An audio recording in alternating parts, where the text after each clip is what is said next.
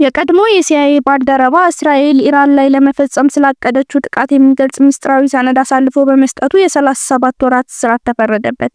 ለ34 ዓመቱ አሲፍ ዊሊያም ራህማን በጥር ወር በሁለት ክሶች ጥፋተኛ መሆኑ ተረጋግጧል።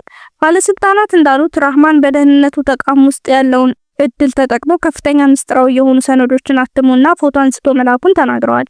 እስራኤል ባለፈው ጥቅምት ወር ቴህራን በርካታ ሚሳኤሎችን ወደ እስራኤል ማስወንጨፏን ተከትሎ በኢራን የተለያዩ ግዛቶች የሚገኙ ወታደራዊ ኢላማዎች ላይ የአየር ድብደባ ፈጽማለች።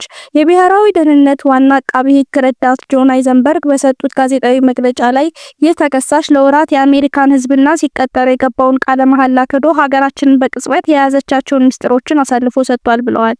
በጥቅምት 2024 ከመከላከያ ኤጀንሲ የወጡ የሚመስሉ ሰነዶች ከኢራን ጋር ግንኙነት ባለው ቴሌግራም ገጽ ላይ ታትመዋል። ሰነዶቹ ጥብቅ ምስጢር የሚል ምልክት የሰፈረባቸው ሲሆን በአሜሪካ፣ ብሪታንያ፣ ካናዳ፣ ኒውዚላንድ እና አውስትራሊያ የስለላ ቡድኖች ተመልክተዋቸዋል።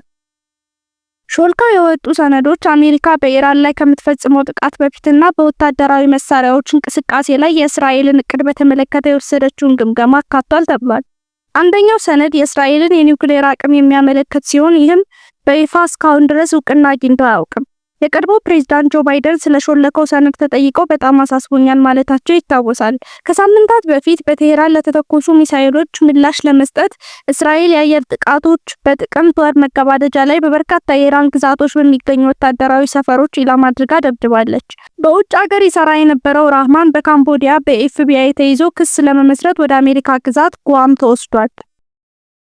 የቀድሞ የሲአይኤ ባልደረባ እስራኤል ኢራን ላይ ለመፈጸም ስላቀደችው ጥቃት የሚገልጽ ምስጢራዊ ሰነድ አሳልፎ በመስጠቱ የ37 ወራት እስራት ተፈረደበት።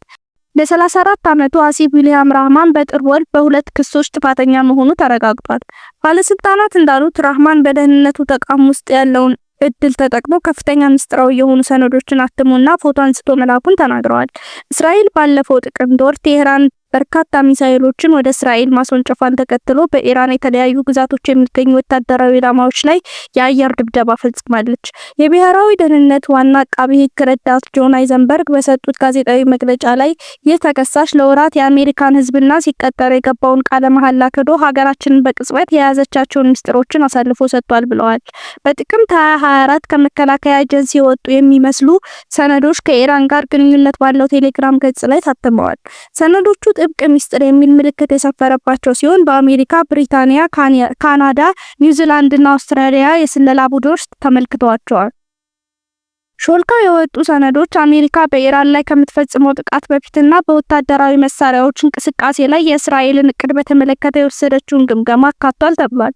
አንደኛው ሰነድ የእስራኤልን የኒውክሌር አቅም የሚያመለክት ሲሆን ይህም በይፋ እስካሁን ድረስ እውቅና አግኝቶ አያውቅም። የቀድሞ ፕሬዝዳንት ጆ ባይደን ስለሾለከው ሰነድ ተጠይቀው በጣም አሳስቦኛል ማለታቸው ይታወሳል። ከሳምንታት በፊት በቴህራን ለተተኮሱ ሚሳኤሎች ምላሽ ለመስጠት እስራኤል የአየር ጥቃቶች በጥቅምት ወር መገባደጃ ላይ በበርካታ የኢራን ግዛቶች በሚገኙ ወታደራዊ ሰፈሮች ኢላማ አድርጋ ደብድባለች። በውጭ ሀገር ይሰራ የነበረው ራህማን በካምቦዲያ በኤፍቢአይ ተይዞ ክስ ለመመስረት ወደ አሜሪካ ግዛት ጓም ተወስዷል።